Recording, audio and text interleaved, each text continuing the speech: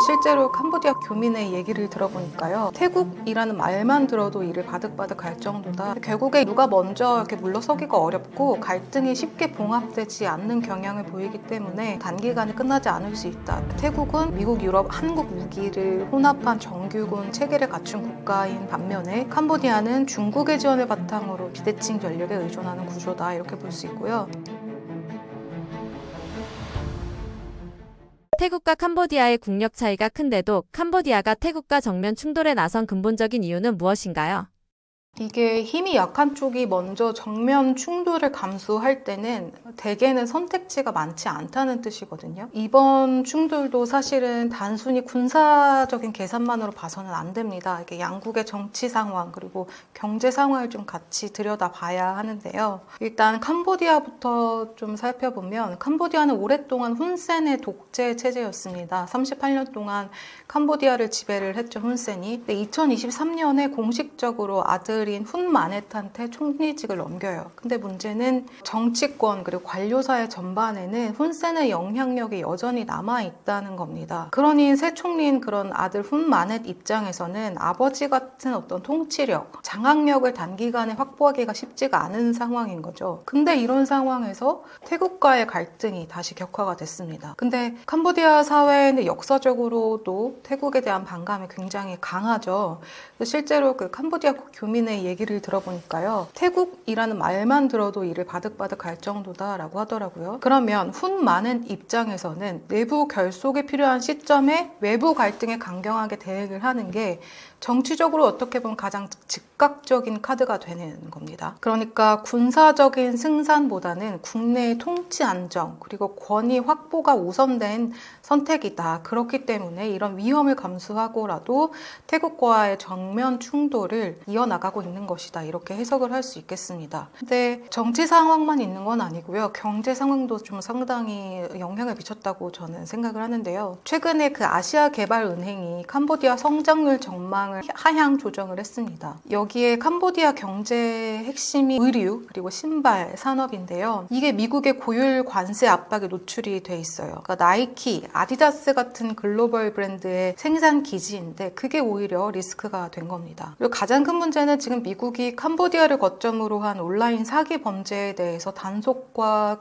제재를 강화했거든요. 결국에는 이게 좀 비공식적으로 어떻게 보면 캄보디아의 먹거리였는데 이게 좀 차단이 되고 또 외화 유입에도 타격이 가해지고 있죠. 그러니까 이런 경제적인 압박이 정권 안정에도 또 직접적인 부담으로 작용할 수밖에 없습니다. 근데 결국에는 캄보디아도 이런 시선을 외부로 돌려보겠다는 계산이 이번 싸움에 영향을 미쳤다, 이렇게 볼 수가 있고요. 사실 이거는 뭐 태국도 마찬가지입니다. 태국 정치가 오랫동안 그 군부가 핵심 권력을 쥐고 있는 구조인데요. 쿠데타를 계속해서 반복을 하면서 군부가 정치뿐만 아니라 상원 그리고 헌법재판소 인선에도 영향력을 행사를 해왔습니다. 실제로 최근에 몇 년간 총리가 그런 헌법재판소의 결정으로 임기를 채우지 못한 사례가 있었는데요. 이건 결국에는 헌법재판소의 결정이라기보다는 군부의 결정이라고 봐야겠죠. 이런 구조에서는 사실 외부의 안보 위기가 군부와 그런 보수 정치 세력 결집에 매우 유리합니다.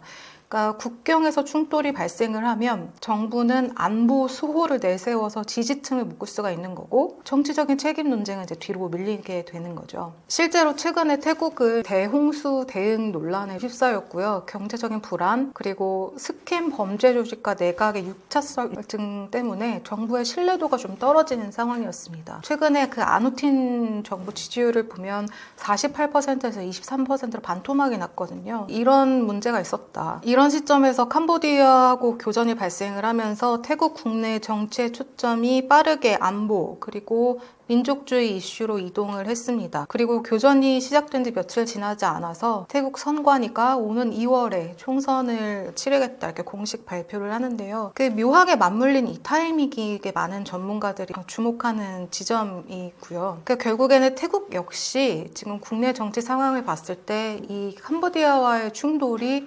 타이밍상 불리하지 않은 상황이었다. 이렇게 평가할 수 있겠습니다. 그래서 이번 사태는 어떤 단순한 국경 분쟁, 어떤 역사적인 앙금에서 비롯됐다기보다는 양국 모두 내부 압박을 좀 외부 갈등으로 전환하는 그런 정치적 충돌에 따른 것을 보는 게 조금 더 정확할 것 같습니다. 국내 정치가 흔들릴수록 이런 외부 갈등, 안보 이슈가 정권 입장에서는 지지층을 다시 묶을 수 있는 강력한 프레임이 되잖아요. 결국에 이런 구조에서는 누가 먼저 이렇게 물러서기가 어렵고 갈등이 쉽게 봉합되지 않는 경향을 보이기 때문에 이번 분쟁도 사실은 단기간에 끝나지 않을 수 있다. 최소한 태국의 총선 직전까지는 이어질 수 있다라는 분석이 나오는 이유입니다. 이번 분쟁이 단순한 국경 충돌이 아니라 범죄 수익 구조와도 연결돼 있다는 분석이 나오는데 이 부분은 어떻게 봐야 하나요?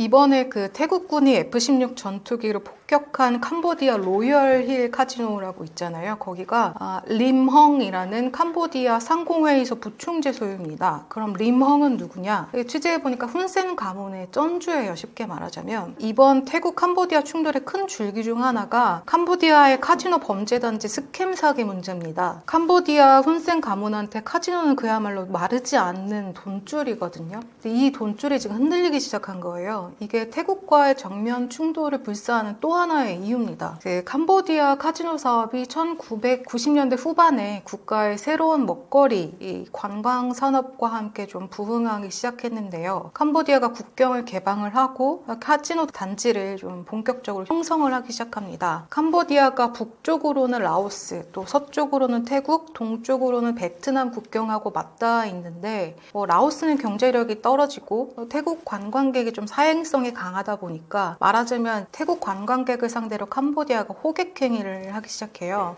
근데 이런 흐름 속에서 중국계 캄보디아인 꼭안이라는 사람이 1999년에 태국 국경 바로 맞은편에 그 포이펫이라는 지역에 크라운 카지노 리조트를 엽니다. 꼭 아니라는 이름을 좀 기억을 하셔야 해요. 그래서 어쨌든 이런 캄보디아 경제가 카지노 성업에 힘입어서 2013년 이후에 더 코로나19 대유행 직전까지 좀 연평균 7.3% 정도 성장을 했습니다. 그런데 코로나가 시작이 되면서 중국인의 해외 이동은 제한이 되고 캄보디아 카지노 경제도 타격을 좀 받게 되는데요. 이때 그 범죄 조직들이 대안으로 고른 게 스캠 범죄였던 거죠. 그러다가 2022년에 어떤 일이 벌어지냐면 19살짜리 그 태국 청년이 크라운 카지노에서 주검으로 발견됩니다. 그리고 이후부터는 아까 말씀드렸던 꼭안이라는 사람이 소유한 카지노 건물 안에서 운영이 되어 오던 스캠 센터가 전면적으로 부각이 되기 시작해요. 그래서 태국 정부는 강제 구금당했던 태국인 노동자들에 대해서 구조 작전도 벌이기 시작을 하고요. 근데 캄보디아 입장에선 열이 받는 거죠. 코로나가 지나고 이제 겨우 좀 돈 좀 벌어보겠다고 하는데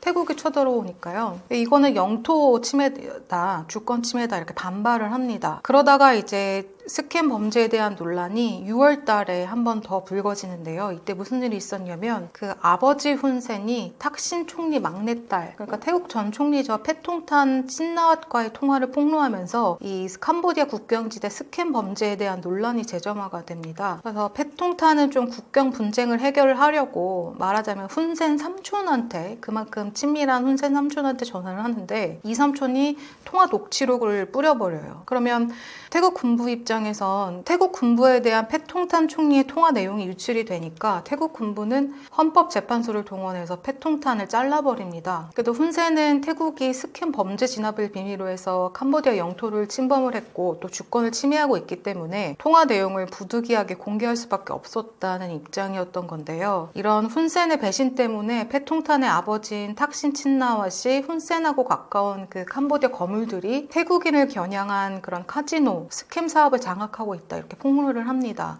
실제로 태국 사이버 범죄 수사대가 이제 수사한 바에 따르면 태국인 스캠 범죄 연루자하고 희생자의 80%가 포이펫에 있는 스캠 센터에서 이제 유인이 되었다 이렇게 발표를 하는데요. 이때 특정된 인물이 바로 꼭안입니다. 그 아까 말씀드렸던 2022년에 태국 청년이 숨진 채 발견된 그 크라운 카지노 소유주이고요. 그런데 이 꼭안이 누구냐 하면 사선 의원이고요. 카지노부터 전기, 수도, 통관 통신 시스템까지 장악하고 있는 그 캄보디아 포이펫의 대부입니다. 그리고 이 꼭 안이 훈센 가문의 정치 자금줄 중 한 사람입니다. 옥냐라는 게 있거든요. 옥냐. 캄보디아에서는 그 왕족이 아닌 민간인한테 최고의 칭호를 부여하는데 그게 바로 옥냐라는 자기인데요. 이 칭호를 얻기 위해서는 조건이 있습니다. 정부에 최소한 50만 달러 이상의 금액이나 현물을 기부해야 해요. 근데 이 물론 기부금이 표면적으로는 도로 정비, 병원이나 학교 건립 등에 좀 사용이 된다고 얘기를 하는데 사실상은 정부 자금줄인 거죠. 그래서 또 다른 중국 캄보디아인이 있어요. 리융팟이라고. 근데 이 사람도 옥냐 칭호를 받았는데 역시 카지노 사업을 하고 있습니다. 그리고 특히 이 사람은 사이버 사기, 인신매매에 연루가 되어서 미국 재무부 제재 대상에도 올랐고요. 그리고 앞서 말씀드린 꼭 아니라는 사람과 또 사돈지간이기도 합니다. 이 밖에도 아버지 훈센의 사촌 훈또라는 사람이 있는데 이 사람 역시 후위원 그룹이라는 곳의 대주주인데 이 그룹이 어떤 역할을 했냐면 캄보디아 온라인 사기 수익금을 자금 세탁하는 그런 역할을 했던 거죠. 결국엔 종합해서 얘기를 하면 캄보디아 카지노를 거점으로 한 그 스캠 사기의 최정점에 훈센 가문이 있다 이렇게 얘기를 해도 과언이 아니라고 볼 수 있습니다. 그래서 이번에 태국군이 F-16 전투기로 캄보디아 로열힐 카지노를 폭격을 했는데요. 여기도 마찬가지로 훈센 가문 돈줄입니다. 결국에는 태국군이 표면적으로는 그런 카지노 간판을 단 군사 목표물을 공격한 거라고 얘기를 했으나 사실상은 태국군이 훈센 가문의 돈줄을 위협을 한 거죠. 그렇기 때문에 캄보디아도 훈센 가문도 역시 질게 뻔한 싸움일지라도 태국과 계속해서 싸움을 피할 수만은 없는 거죠. 왜냐하면 금고를 지켜야 하니까요. 그런 맥락이 있습니다. 전체적으로 봤을 때 태국과 캄보디아의 군사력 격차는 어느 정도인가요?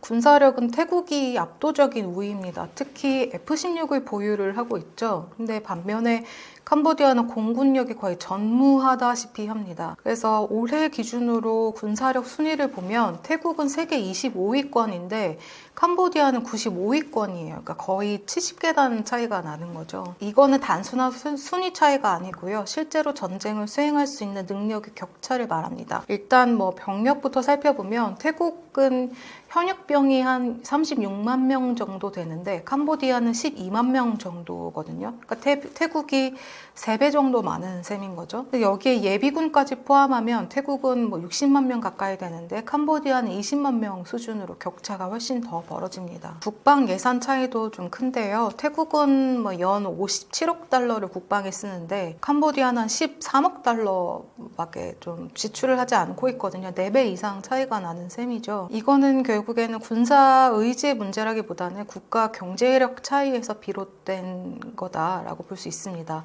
태국의 국내 총생산이 캄보디아 10배가 넘고요.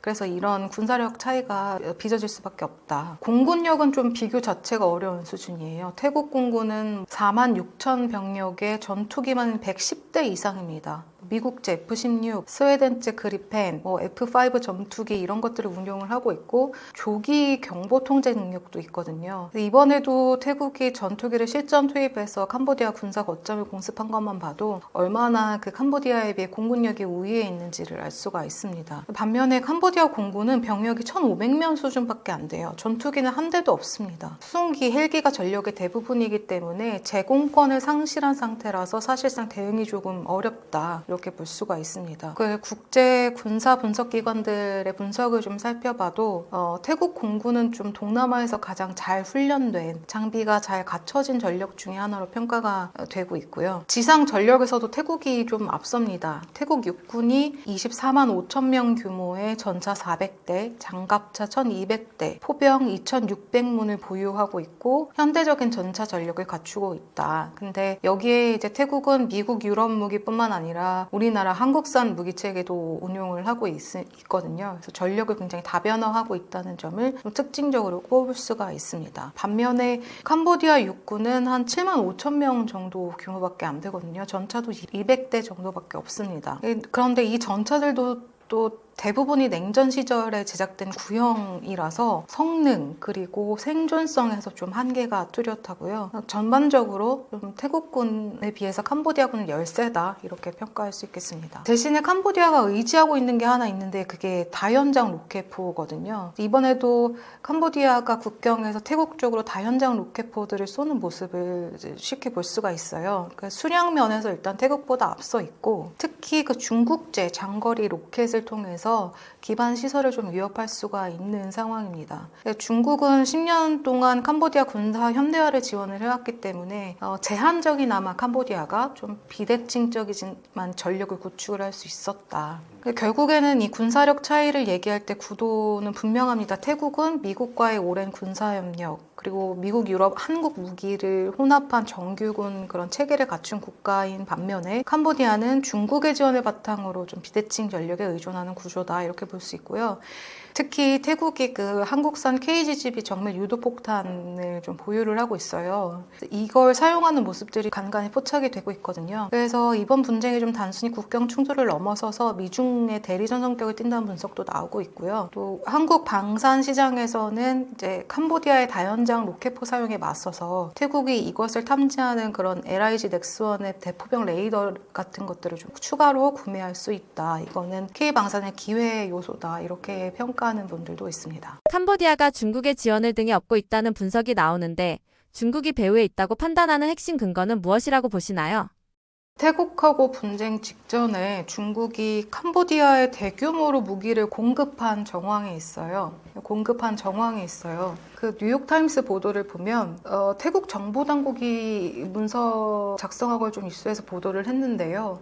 올해 6월에 중국 대형 수송기가 캄보디아의 시아누쿠빌에 6번이나 착륙을 했고 그때 이 수송기들이 로켓이나 포탄이나 박격 포탄 같은 것들을 무려 44개 컨테이너에 담아서 운반을 했다고 합니다. 그러니까 구체적으로는 BM-21 다연장 로켓탄 약 700발 그리고 중국제 PHL-03 로켓 포탄 약 SH-1 자주포 포탄 등을 운송을 했다고 하는데요. 이 무기들이 리엄 해군기지라는 곳에 보관이 됐다가 이틀 만에 태국 국경 지역으로 이동을 했습니다. 그리고 정확히 한 달 뒤에 7월 24일에 태국과 캄보디아 간 교전이 시작이 됐죠. 네, 분석가들 얘기를 들어보면 이런 정도의 규모의 무기 소송은 그 중국의 최고위층 승인 없이는 불가능하다 이렇게 지적을 합니다. 캄보디아 국방부는 이런 보도에 대해서 오해의 소지가 있다라고 얘기는 하면서도 무기 공급 사실 자체는 부인을 하지 않았어요. 그러니까 이런 부분들이 중국과의 유착설을 좀 키우는 하나의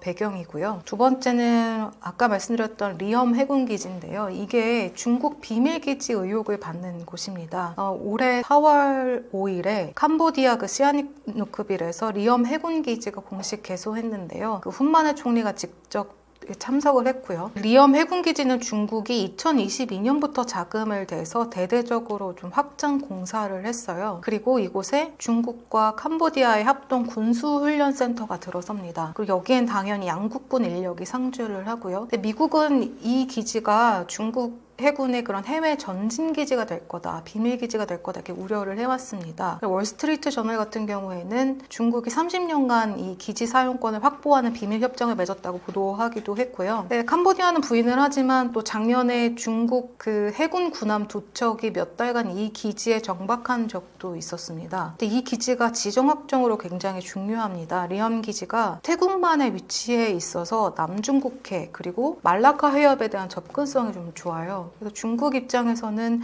인도 태평양 지역에서 어떤 군사적인 영향력을 확대하는 발판이 될 수 있는 거거든요. 그리고 또 캄보디아와 중국 간의 그런 연합훈련입니다. 이른바 골든 드래곤 훈련인데요. 2017년부터 지금 이 훈련을 실시를 하고 있습니다. 그런데 올해 5월에 이제 7차 훈련이 열렸는데 이게 역대 최대 규모였어요. 중국 군함이 이제 기지에 입항을 해서 장비를 하역을 했고 로봇 군견까지 동원이 됐습니다. 근데 이 훈련이 끝난 직후에 무기가 공급이 됐다. 이 점이 좀 주목이 되는데 캄보디아는 뭐 그냥 훈련 시기랑 일치했을 뿐이다. 우연의 일치일 뿐이다. 이렇게 해명을 했지만 훈련은 5월 말에 끝났고 무기 공급이 6월 하순이었거든요. 3, 4주 정도 차이가 나요. 그러니까 시기가 일치한다는 해명과는 조금 엇나가는 지점인 거죠. 캄보디아군이 실전에서 중국제 무기를 사용했다는 점도 어떻게 보면 이런 중국 배후설을 좀 강화시키는 요인인데요. 인권단체 한 곳이 좀 조사를 해봤더니 캄보디아가 태국을 공격한 로켓 대부분이 중국제였다 이렇게 확인이 됐거든요. 122mm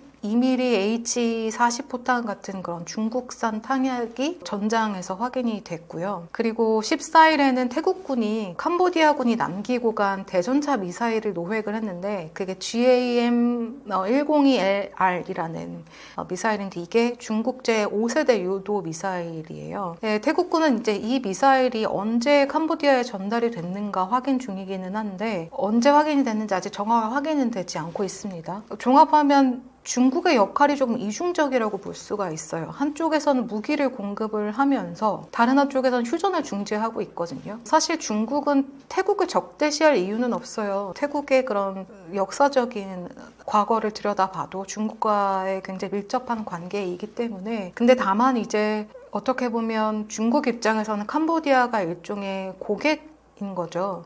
무기들을 수입하는 고객국이기 때문에 호의적인 관계를 좀 유지를 해야 하는 거고요. 그래서 어떻게 보면 이런 중국의 이중적인 역할이 배후설의 핵심이 아닌가 싶습니다. 현 상황에서 기자님이 보시기에 태국과 캄보디아 전쟁 날 가능성은 어떻게 보시나요?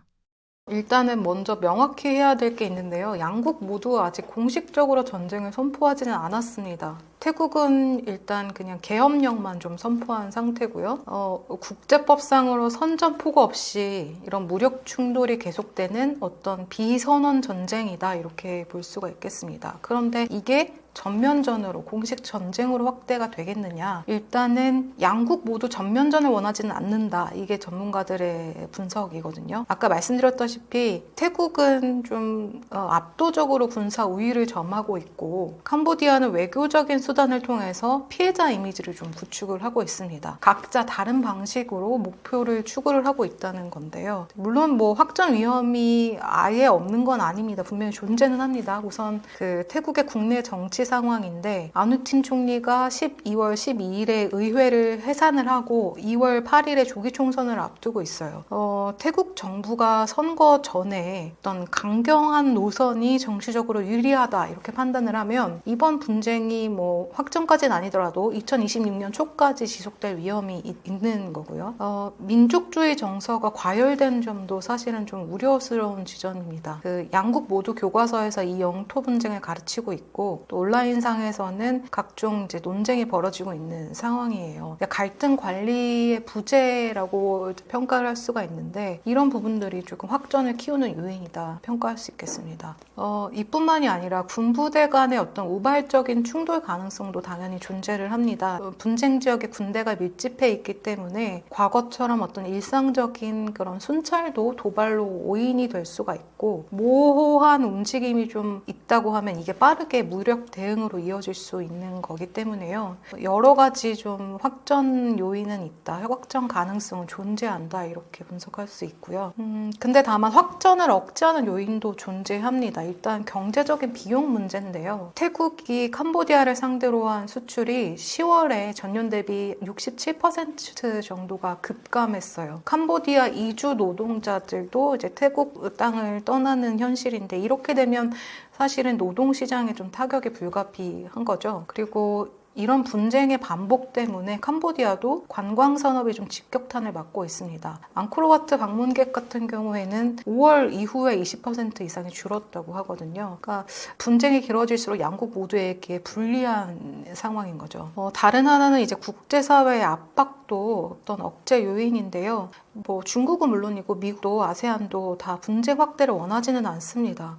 중국 같은 경우에는 사실 태국이랑 캄보디아 모두와 경제적, 군사적인 이해관계가 좀 얽혀 있어서 전면전으로 치달을 경우에는 중국한테도 손해거든요. 특히 뭐 1대1로 사업이라든지 말라카 해협 물류에 영향을 주면 중국 입장에서도 사실은 이 장기전을 원하지 않을 수 있다. 그리고 마지막으로는 태국과 캄보디아 양측 모두가 협상의 여지를 남겨두고 있습니다. 캄보디아는 뭐 몇 시간 내로 협상이 가능하다 이렇게 얘기를 했고 태국도 조건부이기는 하지만 협상 자체를 거부하지는 않고 있거든요. 뭐 종합하자면 이렇게 얘기를 할 수가 있을 것 같아요. 단기적으로 전면전 가능성은 낮지만 어떤 불안정 상태, 단 관리된 불안정 상태가 지속될 수는 있다. 이렇게 정리를 할 수가 있겠고요. 태국 총선 이후에 어떤 강력한 선거 위임을 받은 정부가 들어서고 이 정부가 조금 유화적인 접근을 채택을 하면 갈등이 아예 종식이 될 가능성도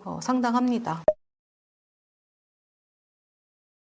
네, 서울신문 권윤희입니다. 사실은 국제 정세를 바라볼 때 안타까운 지점 중에 하나가 뭐냐면 댓글들이 이런 댓글이 굉장히 많아요. 우크라이나를 왜 지원해야 하느냐, 혹은 뭐 러시아를 지지해야 되는 거 아니냐. 그러니까 뭐 의견이 좀 분분한데요. 제가 드리고 싶은 말씀은 가장 중요한 건 국익의 관점에서 바라봐야 한다는 겁니다. 이게 물론 중립도 중요하지만요. 결국에는 이거든요. 그래서 어떤 국제 정세를 바라보실 때 조금 국익의 관점에서 냉정하게 바라봐 주셨으면 하는 바람입니다.